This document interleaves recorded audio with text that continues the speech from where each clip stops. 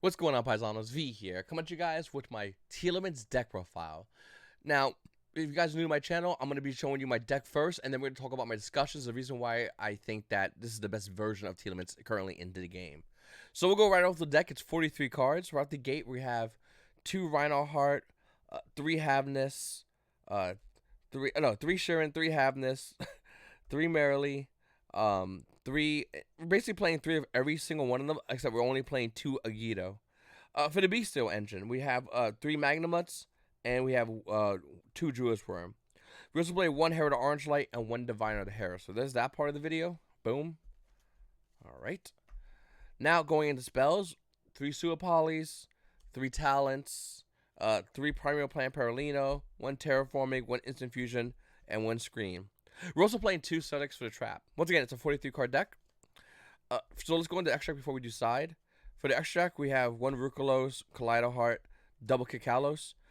We also have Dragosapelia, Garua, Mud Dragon, Dark, Sprite Sprin, Sprite Elf, Abyss Dweller, Beatrice, Baguska, Zeus, and Barone. Then for the side deck, we have 1 Duster, 3 Lightning Storm, 3 Dark Rule No More, 3 Zombie World, 2 Banshee, 1 Druid's Worm, 1 Ladybug, and 1 Scattershot. Alright, so let's talk about the deck backwards and forward. We'll do the side deck first, extract, and then we'll talk about the main. Before we say anything, I just want to say this is obviously one of the best decks, if not the best deck in the game. And the reason why is because how consistent and strong the deck is. Not only that, the best build of the best deck, I think, is going to be the differentiating factor in how you're going to be able to beat your opponents in the majority of the games you're going to be playing against. There's different builds of Tearlaments right now, and I'll probably do videos and probably do some remote duels showing you different builds. But I feel like this is the strongest build of the deck, period. I'm going to be doing some streams on Twitch TV, YGOPaisano, showing you the deck and showing you why I think it's so strong. Right at the gate, we have these 2, Skullmark Ladybug and Volcanic Scattershot. Now, if you're going second and you're in time, first of all, you put these 2 in no matter what if you're going into time, obviously. But if you're going second, I think Ladybug is so much better. If you get a Havness going off and you get your Ladybug build up, you're going to get 1,000 life points. So your opponent tries to go Scattershot, and by the way, the easy way for them to go to Scattershot is by going into a Sprite Sprint, because they can send Scattershot, they can do 500, they think they're being cute, but if you gain 1,000 life points with Ladybug, it doesn't matter, they still lose the game. Alternatively, if you're going to time and you're going first, I still think you should play both of these, but Sprite Sprint sending Volcanic Scattershot is how you're going to be able to do 500 in order to win in time. Is that honorable? Well, you're playing Tearlaments, so we shouldn't be worrying about that, should we? I also play a 3rd Druid's Worm. A lot of people are playing like Saronir. Saronir to me is just not a good bystial. Like, I don't like it. I'd rather have a chance of getting more Druid's Worm. Even if I activate Magnum and Druid's Worm in the same turn, I don't care too much about getting a Saronir. I think Saronir is a terrible bystial. If I have to play a 7th one, then I guess I would have to play because that's the only one we have available. But these are the best 6. I don't think I'm cutting down Druid's Worm at all. We're seeing builds that are playing like 3 Magnuma, 2 Druid's Worm, and then 1 Saronir. No shot. This is like these are 6. These 6 are the best cards to play. If I could play more cards, it would be more Druid's Worm in the deck. Obviously, once again, best cards. I'm respecting the living crap out of, well, Flunderies. And the reason why is because as a Flundery player, I understand that Flunderies is a deck that can just shut you down. And you need to get Underworld Necro Banshee, Zombie World on board. Even if you hard open to play this, and have this in graveyard, just send another one out. It's that important, and I want to show as much respect to into Flunders, as I think Flunders is one of the best decks in the game as well. It's one of the best decks to combat this deck, and having Necro Banshee and Zombie World, it's probably the best way to do it. Now we're gonna play almost max rarity. We're not gonna play 3 of the Necro Banshees because you just need 1 to go to graveyard. Our deck does it really well. I don't want to play 1 because I do want to see it. As far as Zombie World, we want to play 3. Even if you hard open this, we're pretty much okay with all that. So that's why it's so important. I'm also playing 3 Dark Rule No More. I know a lot of players are starting to play Infinite Impermanence and they like it a lot. And don't get me wrong, it's not a bad card. But the thing about Dark Rule No More is, especially if you're in a mirror match, you're breaking your opponent's board and you're making your own with Dark Rule No More.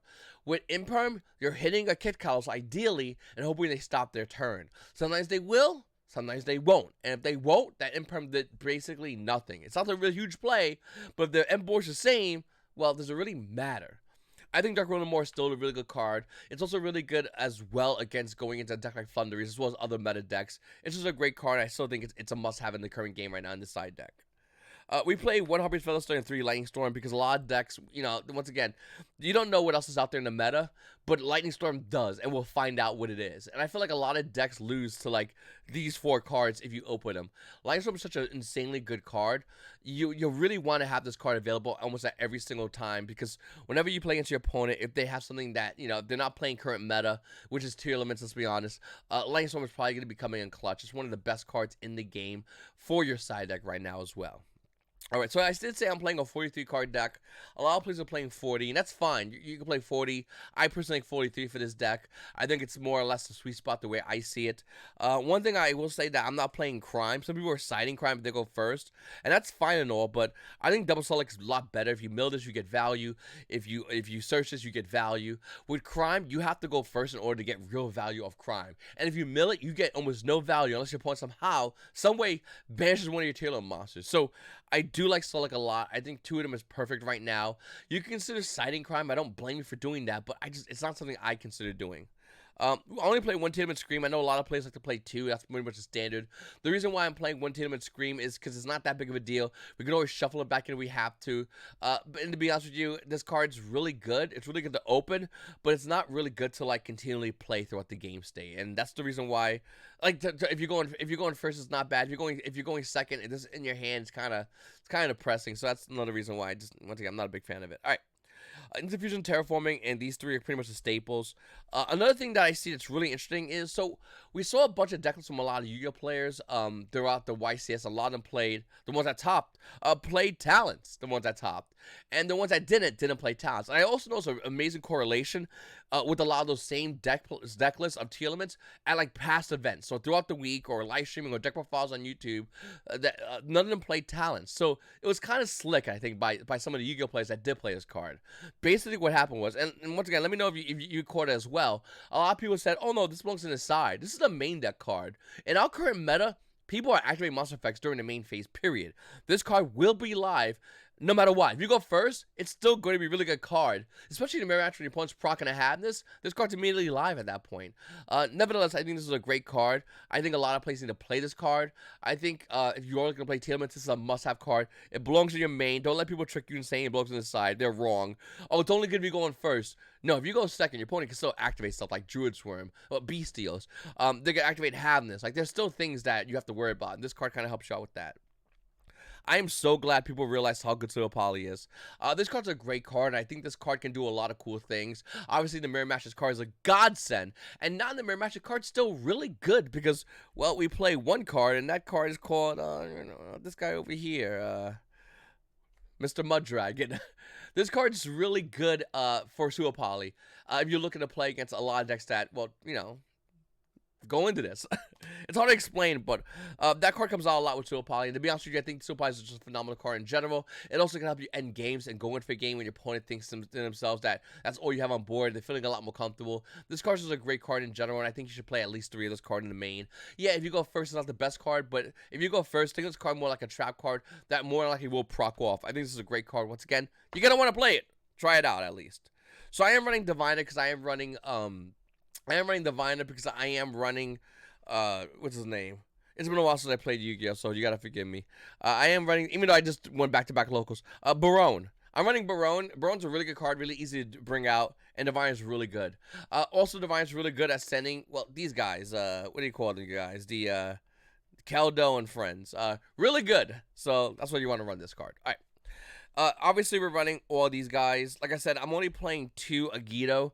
I just don't have room to play a 3rd one. I do want to play a 3rd one. I just honestly don't have the room. But these cards are all insane there. She's the cards are just so good in this game. I think a lot of players running Tearlaments are running these. Some of you are running 3 Keldo, and I understand why. It's something I'm just not doing currently right now. I don't have room to run the 6 Bystials, but they're needed. And for the most part, Tearlaments are the same. Extract's kind of pretty much basic. The only thing I think wiggle room wise people could argue about is playing Barone, which I think you should play. And Omnigates are really good. and a second Kid Kalos. I think in the current game where we have so many beasts running around, a second Kid Kalos is almost a must-have in my opinion. Not only that, but Kid Kalos is a card a lot of people like to forget about. So people are like running in Perm right now. Yeah, if they're running in Perm, you're gonna want to run your Kid Kalos. You still want to run this card no matter what. In case something happens and you lose it, you know, because it got in Perm and your opponent somehow like gets rid of it, beastos, whatever it is, you're gonna want to have this card available. So I think 2 is the perfect number to run right now because of Imperm in the meta. And I do think Byron's a great card. Once again, I'm in the gate's really good and relatively easy to bring out. We have one card that can help you go into it, but to be honest with you, Byron the floor is really good. It can help end games. Why would you not want this card? If you can make this card in your deck, you play it. Like, since this card came out, that's all we've done. So it's just really weird to see people like not want to play this card. Once again, I'm gonna be doing some testing of this deck. I'm gonna be playing on some remote duels. I'll make an announcement on this channel whenever I do go live for my remote duel. So keep an eye on this channel by hitting that like button, subscribe button, and commenting down below. Let me know what you think about this build. Are you playing Tearlaments? Are you not playing Tearlaments? And let me know why. It's your boy V and YGOPaisanos. You guys all have a great day.